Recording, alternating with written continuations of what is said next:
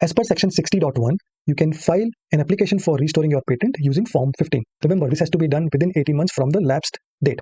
While you file this application, the controller is looking for explanation which can justify that the failure to pay the renewal fee was unintentional and there hasn't been any undue delay for filing this restoring application. Post hearing, if the controller is satisfied that the failure to pay was not intentional and there hasn't been any undue delay in reaching out to him for restoring the application, he may allow the application and such an application gets published. As per section 61, a person interested, 21T, interested, can file a request for opposing the restoration application.